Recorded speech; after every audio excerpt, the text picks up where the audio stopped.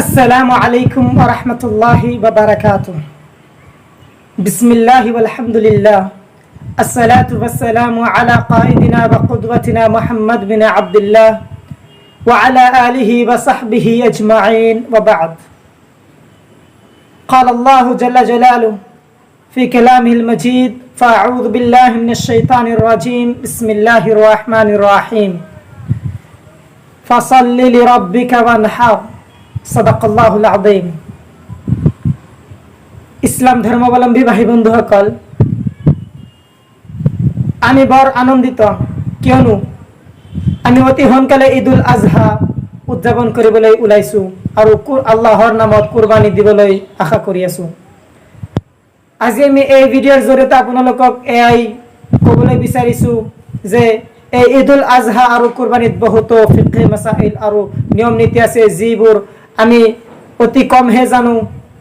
গতিকে এই ভিডিঅ'ৰ জৰিয়তে আপোনালোকক সেই সকলো ফিকহি মাসাইল, কুৰবানী কেনেকৈ কৰিব লাগে, কুৰবানীৰ কাৰণে কোন জন্তুবিলাক সক্ষম বা উত্তম আৰু কোন ব্যক্তিৰ ওপৰত কুৰবানী কৰা ফৰজ হৈছে আৰু কেনেকৈ কুৰবানী কৰিব লাগে আৰু ঈদুল আজহা নামাজ কেনেকৈ পঢ়িব লাগে, কেতিয়া পঢ়িব লাগে, আজি গোটেইখিনি এই ভিডিঅ'ৰ জৰিয়তে আপোনালোকক জনাম ইনশাআল্লাহ।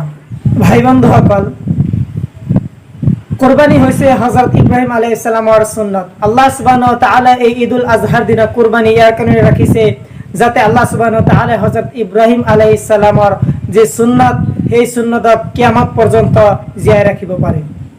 আল্লাহ সুবহানাহু ওয়া তাআলা এই ঈদুল আজহাৰ কুৰবানি সেই ব্যক্তিৰ ওপৰত ফৰজ কৰি দিছে যি ব্যক্তিৰ মূলধন নিজৰ প্ৰয়োজনীয় বস্তুতকৈ বেছি আছে। সেই ব্যক্তিৰ ওপৰত আল্লাহ সুবহানাহু ওয়া তাআলা এই কুৰবানি ফৰজ কৰে দিছে, অৰ্থাৎ যে ব্যক্তিৰ উপৰত যাকাত ফৰজ কৰে দিয়া হয়েছে সেই ব্যক্তিৰ উপৰত এই কুরবানি ফরজ করে দিয়া হয়েছে। আল্লাহ সুবহানাহু ওয়া তাআলা কুরআন শরীফত কইছে যে সূরাতুল কাউসার আয়াত নাম্বার 2, ফাসাল্লি লিরাব্বিকা ওয়ানহার, অর্থাৎ তুমি আল্লাহর নাম লই নামাজ পড়া আৰু কুরবানি করা।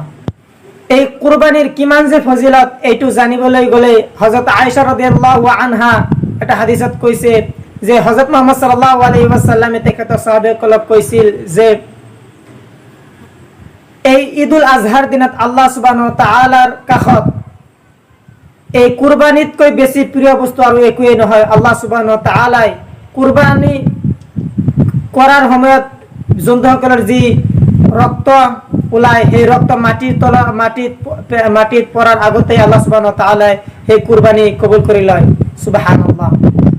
আমি যেনেকৈ জানো যে ঈদৰ নামাজ, ঈদুল আজহাৰ নামাজ যুলহিজ্জা মাহৰ 10 তাৰিখত পালন কৰা হয়, কিন্তু এই ঈদুল আজহাৰ আগদিনা অৰ্থাৎ যুলহিজ্জা মাহৰ 9 তাৰিখত আৰাফাৰ দিন, অৰ্থাৎ এই দিনত হজকাৰী সকলে আৰাফাৰ ময়দানত আল্লাহ সুবহানাহু ওয়া তাআলাৰ যিকৰ আজকাৰ তাসবিহ তিলাওয়াত কৰি থাকে। সেইভাবে আল্লাহ সুবহানাহু ওয়া তাআলাৰ এই ফজিলতৰ জৰিয়তে সেইভাবে আরাফার ময়দানত হজকারী সকলের বাহিরে যে মুসলমান আছে সেই মুসলমানের কারণে এই দিনত রোজা রাখা মুস্তাহাব। এই রোজার বিষয়ে হযরত মুহাম্মদ সাল্লাল্লাহু আলাইহি ওয়াসাল্লামে কইছে যে এই আরাফার দিনত যে ব্যক্তি রোজা রাখিব সেই ব্যক্তির কারণে যোৱা বছৰৰ আৰু অহা বছৰৰ যে যিমান গুনাহ কৰিছে আল্লাহ সুবহানাহু ওয়া তাআলা সেই গুনাহবিলাক মাফ কৰি দিব। অৰ্থাৎ এই আৰাফাৰ ৰোজা হইছে 2 বছৰৰ কাফাৰা। ঈদুল আজহাৰ নামাজ আমি যুলহিজ্জা মাহৰ 10 তাৰিখৰ সূর্য উদয়ের পর আরম্ভ হয়ে কেনে 3 দিন এই ঈদর নামাজ আমি পড়িব পারো, কিন্তু এই 10 তারিখত নামাজ পড়া উত্তম আর আফজল। যদি আমি এনেই কোনো কারণ নোহোৱাকৈ যদি আমি এই ঈদৰ নামাজ পালন কৰো তেনেহলে আমা কৰো। ঈদৰ দিনা, ঈদুল আজহাৰ দিনা অৰ্থাৎ যুলহিজ্জা মাহৰ 10 তাৰিখত আমি সুন্দৰকৈ গা ধুই নতুন কাপড় পরিধান করি আতর লগাই কেনে রাস্তারে তাকবীরে তাশরিক অতি জোর জোর করে পড়ি কেনে ঈদগাহলৈ যাব লাগে। তাকবীরে তাশরিক অর্থাৎ আল্লাহু আকবার লা ইলাহা ইল্লাল্লাহু আল্লাহু আকবার ওয়ালিল্লাহিল হামদ।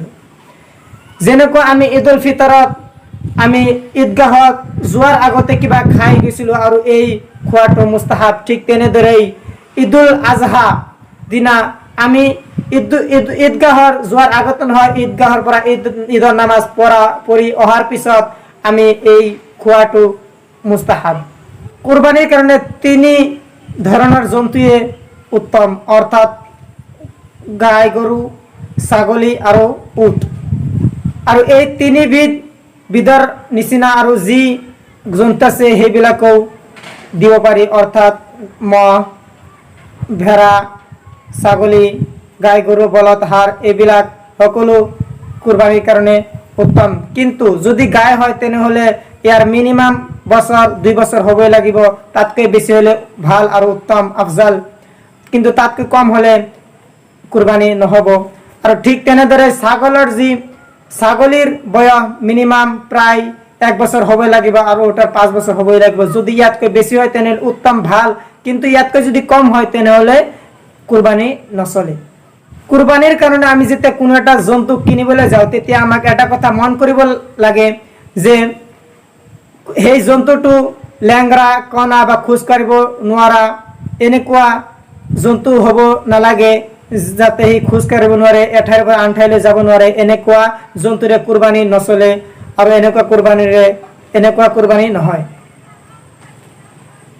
আর কোনোবাই যদি হুদে যে কুরবানির কারণে আমি যেতিয়া জন্তু লওঁ, আমি যদি কেইজনমান মানুহে মিলি কেনে কুরবানি দিওঁ তেনেহলে ই জায়েজ হ'ব নে নাই কুরবানি? হয়, নিশ্চয় এই কুরবানি হ'ব, কিন্তু ছাগলীত নহয়। ছাগলীত কেৱল এজন মানুহে অংশগ্ৰহণ কৰিব পাৰিব, কিন্তু গাই, গৰুত, উটত 7জন মানুহে অংশগ্ৰহণ কৰিব পাৰিব। কিন্তু 7জন মানুহে যদি কোনো এটা জন্তু গৰু বা উটত অংশগ্ৰহণ কৰি কুৰবানি দি আছে তেনেহলে ইয়াত মন কৰিবলগীয়া আৰু ধ্যান দিয়া কথা এটাই যে যেতিয়া মাংস ভগা হয় তেতিয়া 7জনক একে সমান মাংস দিব লাগে। যদি কোনো এজন ব্যক্তিৰ যদি মাংস কম হৈ যায়, সকলোতকৈ অলপ যদি কম হৈ যায় তেনেহলে 7জন মানুহৰ কোনো এজন ব্যক্তিৰো কুৰবানি নহব। সেইকাৰণে আমি যেতিয়া মাংস ভগাও তেতিয়া আমাৰ মন কৰিব লাগে, ধ্যান দিব লাগে যে সকলো ব্যক্তিক যাতে সমানভাৱে পৰে, সমানভাৱে ভগাব পাৰে। আৰু কুরবানি করার কোন একটা জন্তু কুরবানি করার নিয়ত হইছে ইন্নী ওয়াজ্জাহতু ওয়াজহিয়া লিল্লাযী ফাতারাস সামাওয়াতি ওয়াল আরদ হানিফান ওয়া মা আনা মিনাল মুশরিকিন ইন্না সালাতি ওয়া নুসুকি ওয়া মাহইয়ায়া ওয়া মামাতি লিল্লাহি রাব্বিল আলামিন লা শারীকা লাহ ওয়া বিযালিকা উমিরতু ওয়া আনা আফযালুল মুসলিমিন আল্লাহুম্মা লাকা ওয়া মিনকা বিসমিল্লাহি আল্লাহু আকবার। তার পিছত কব লাগে اللهم تقبل مني كما تقبلت من خليلك إبراهيم عليه السلام ومن حبيبك محمد صلى الله عليه وسلم। কিন্তু কোনোবাই বেলেগ মানুহে যদি আন এজন মানুহৰ কুৰবানি কৰি দিয়াছে, অৰ্থাৎ যেনেকুৱা আমাৰ গাঁৱলীয়া অঞ্চলত ইমামে সকলো জন্তুৰ কুৰবানি কৰি দিয়ে, তেনেহলে ইমাম এইটো ক'ব লাগে, আগৰ নিয়তৰ পিছত এইটো ক'ব লাগে আল্লাহুম্মা তাকাব্বাল মিনৰ পিছত যি ব্যক্তি কুরবানি করেছে সেই ব্যক্তির নাম কই কেনে কামা তাকাব্বালতা মিন খালিলিকা ইব্রাহিম। কুরবানি করা জন্তুর খাল বিলাক নিজৰ কামৰ কাৰণে ব্যৱহাৰ কৰিব পাৰিব, কিন্তু সেই খালক বেছি কেনে সেই পইচাৰে নিজৰ কাম কৰিব নোৱাৰে। তাতকৈ উত্তম এইটোৱে যে সেই খাল বেছি কেনে ফকিৰ মিসকিনক সদকা দিয়া, এয়াই উত্তম আৰু আফজাল। আশা কৰিছো যে মই বিশ্লেষণ কৰা সকলো মাসআলা আপোনালোকে ভালদৰে সুন্দৰকৈ বুজিব পাৰিছে আৰু মই ভালকৈ বিশ্লেষণ কৰিবলৈ সক্ষম হৈছো।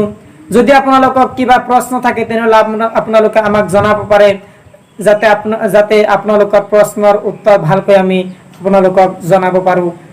ধন্যবাদ। আল্লাহ সুবহানাহু ওয়া তাআলা আমাক সকলোকে ঈদুল আজহা আৰু সকলো ফিকহি মাসাইলৰ ওপৰত চলাৰ কাৰণে তৌফিক দিয়ে আৰু আমাক কুরবানির বাবে সক্ষম হওয়ার কারণে আল্লাহ সুবহানাহু ওয়া তাআলা আমাক তৌফিক দিয়ে।